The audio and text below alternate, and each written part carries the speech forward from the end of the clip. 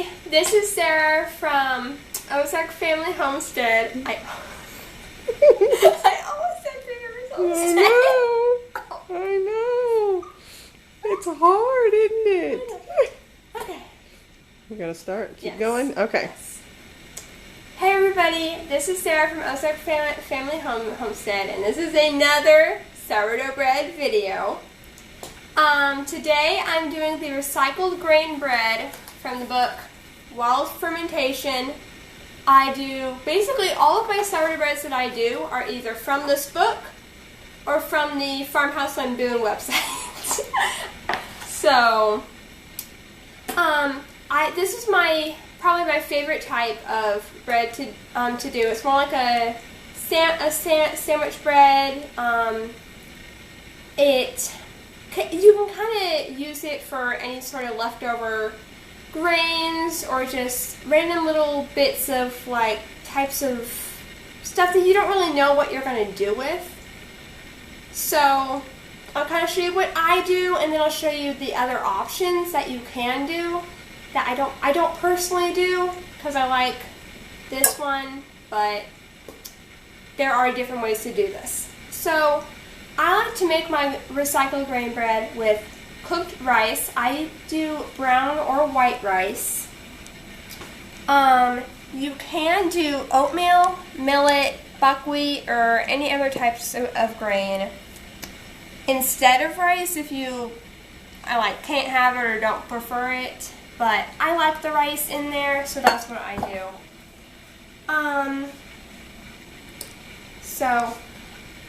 I'm going to go ahead and add my flour, sourdough starter, and water to the rice. And you can also, instead of using all water, you can do broth or sour milk or kefir or whey.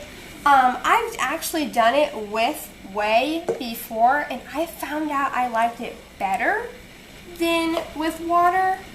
But we don't always have a ton of whey on hand, so I'm not doing it with whey today, just water. It still works out, but I like the flavor, and I feel like it speeds up the process a little better when I use the whey. So I'm going to add my sourdough starter. Yeah, this is very full. I need to put it in another bowl. I've used it in this bowl before. I don't know why it's so huge. I have no idea why it's so huge. You're checking your amounts right now, aren't you? I'm using everything I've already done. Okay. This may end up being a mess. So, if you remember from my last sourdough video, this is what we call a sponge. This is the first step of the sourdough that is going to sit. Okay, see, I am making a mess. Okay. I need to watch this full bowl instead of you. Okay. But this is the first step in there. This is the first fermentation process, and this part can sit for however long you want, 8 to 24 hours. I'm trying not to make this go on the cookbook. Okay, I need to push it away or I'm going to get it all messy. Oh, Sarah. Okay, I'm not sure what I've done. Okay, but I have my measurements right, so I'm wondering if I just use a different bowl. Hey, Andrew. So, I'm just going to mix this. You get to be on camera, Andrew. Hi, he says. Okay. Here we go. I'm not making as big of a mess as I thought it would be, actually. It takes talent right there. It is getting smaller as I'm slowly mixing it up. I will say, I think I like using the brown rice better than the white rice because the white rice is more sticky and it's harder to stir in. But the flavor still ends up being the same, at least in my opinion. So is the white rice clumpier? Yeah, it's more sticky. It tries to stay together Well, the brown rice just mixes in there just fine. And this is why I'm not on any professional baking shows, because I mess up.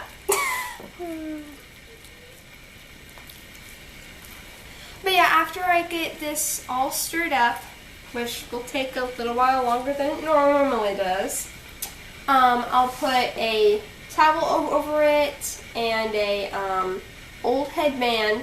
If you've seen my other sourdough video, you know exactly what I'm talking about.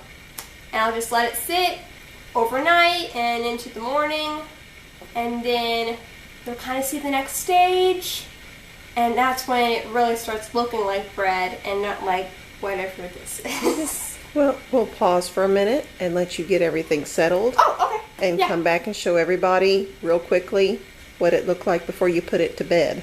Okay. Okay. We'll be right back. Okay, so we're back. It's all stirred up. He's not as big now, so I'm not worried about him overflowing. See, he's thick.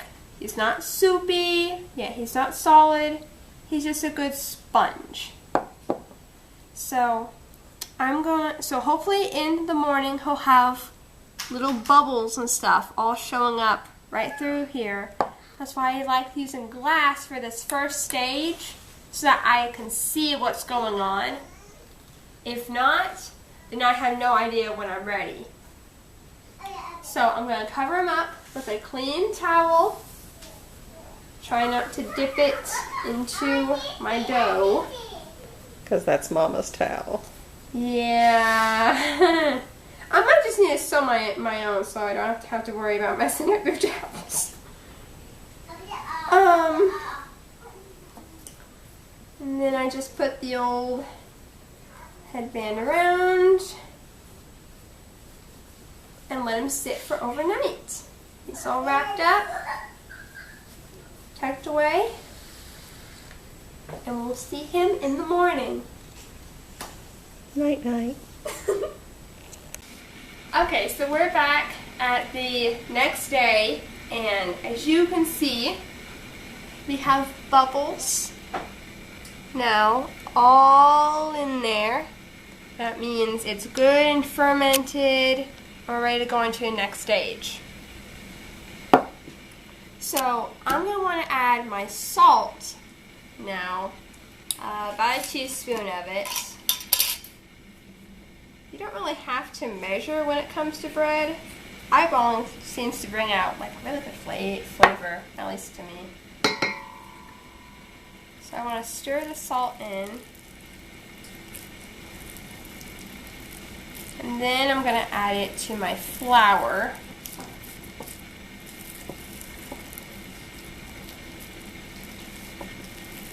It definitely smells like sourdough. I love the smell.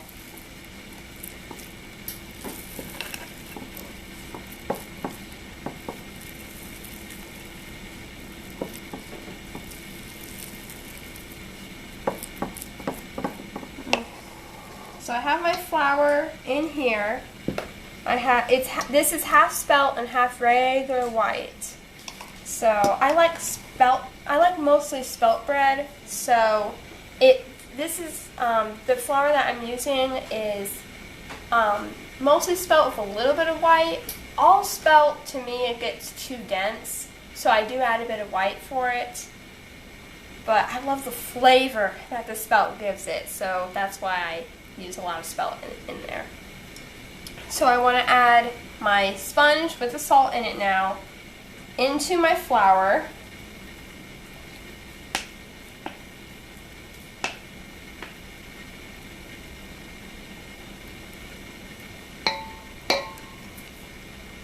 It's very messy.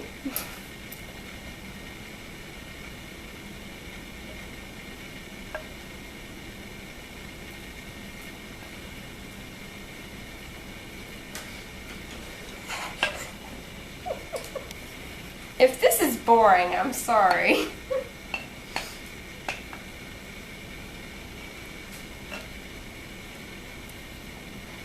I don't like anything to go to waste, so I try to get as much out of it as possible.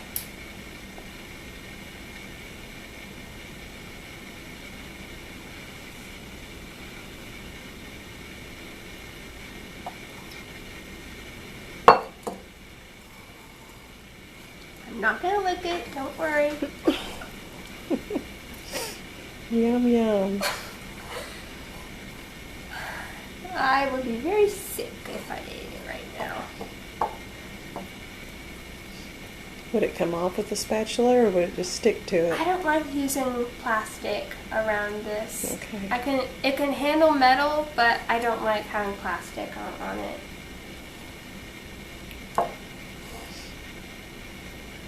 There we go. Good enough. So I want to mix my sponge now into my flour until I cannot get it to stir with the spoon. And once I get to that stage, we'll start kneading. This can take a little bit, so it might be a while.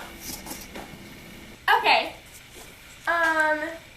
So I have it now stirred as well as I can with the spoon. So we're ready to go on to the stage. She's a helper. So we're ready to go on to the stage where I'm going to knead it now. So You need to knead it? I do. I really do.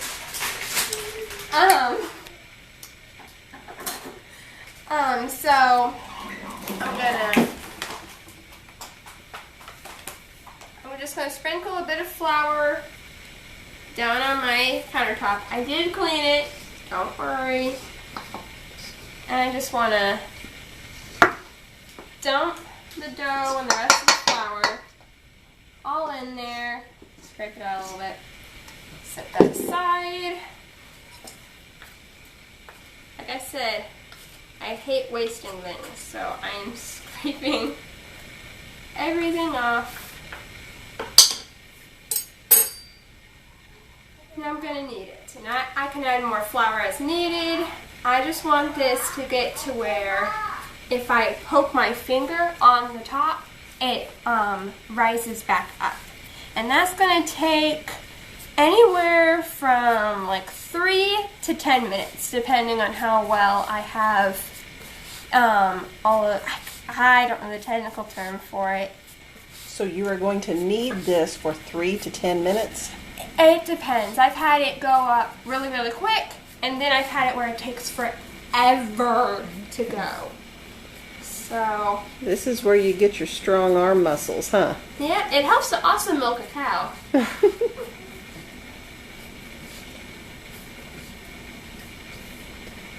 And as I go, I can just add a little bit of flour there.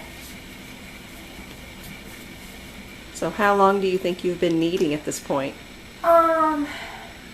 This one took a little bit longer, so I would say maybe 7 to 8 minutes. Okay. Definitely makes your arms hurt. But if you look, see how it's trying to push back up? Yes. Do that again. Do that again. Okay, let me get it.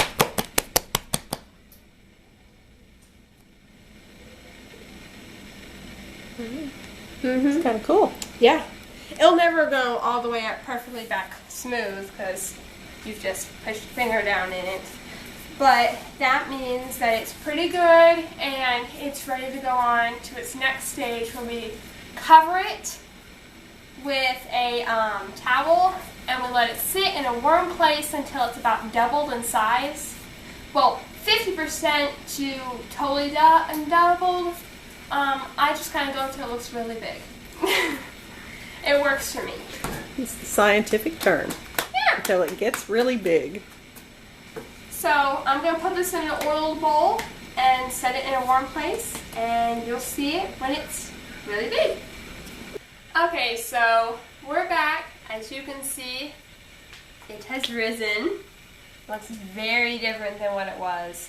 This is actually day 3 of this process. So day 1 was the sponge. I know, my phone's making noises. It's okay. Day 2 was the whole kneading and rising. And since our kitchen is cool, now that it's spring and we don't have the wood stove going, yet we don't have our house cooking because of summer. You know, everyone's houses do that.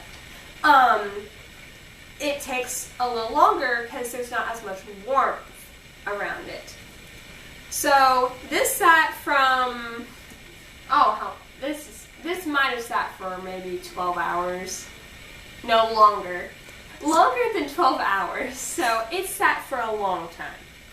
But now it is ready. It's very much double in size. So I'm going to punch it down now and then form it into my loaves. And then start it on its second rise in the loaf pans.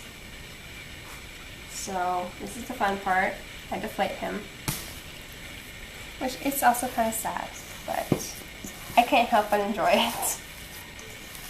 Sourdough teaches patience, I think. Oh, definitely. Grab a little bit over there. And I'll give him just a little bit of kneading. Because, you know, sometimes it forms like that skin on the top. And I like to kind of incorporate that back into the bread. I'm going to cut him roughly in half. It doesn't have to be exact.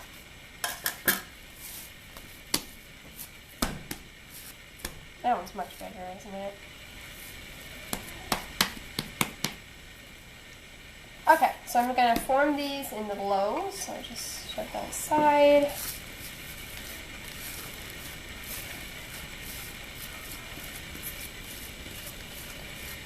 Every now and then you might be able to hear an air bubble pop in there. I don't know if you can hear it on camera though. I'm not hearing any. To me it just sounds sticky. Mm-hmm.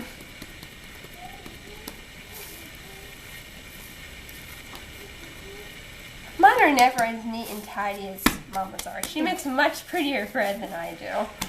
Yours tastes good. That's ultimately what matters. Oh, I forgot to oil my pans. I'm a very forgetful person. I'll pause and we'll come back when you're done. Okay, so now my loaves are in their oiled pans and they're ready to go for their second rise. These loaves need to rise substantially. Sorry. So judging by how their first rise went, I'm going to expect this to take a while. Normally it takes anywhere from 45 minutes to a few hours, so I'm definitely expecting it to be about in the few hour mark for them to be up nice and hot. I want them to be as close to the top as possible before I put them into the oven. And they will rise more as they're in the oven, but that's just what I like. I like the good big breads. And so we'll come back after they've risen. Yes. And check up then. Yes. So we're back. The bread has risen. I've got children playing with blocks, so if you hear towers falling down, that would be Rebecca. But I went ahead and put the bread into the oven with the light on. If you remember my other sourdough video, you know that this helps speed up the process a bit. And since we have somewhere to go this afternoon, I wanted the process done faster. So I went ahead and did that, and the bread has risen. I've already set my oven for 400, and I want to go for 40 minutes. Hopefully it's done by the time we leave. There's an Abigail. She's watching me from behind.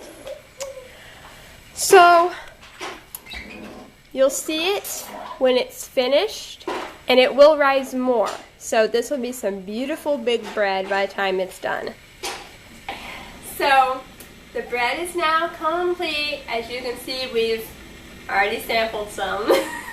It's so good. You guys would love it. It turns out nice and cut fluffy for like a spelt sourdough bread, not dense. This is probably one of my favorite times that I've made it, because sometimes it doesn't turn out the same. Oh, this time it turned out so good. Mama can testify. She had a whole slice. Yep. Good stuff. With homemade cream cheese on it, too. Yes. So, that's what I do for my just traditional sandwich, sourdough bread. If you liked this video, please like, comment, and share it to everybody you know. We really enjoy making videos for you, and it makes us so happy when you guys are happy. So, thank you all for watching.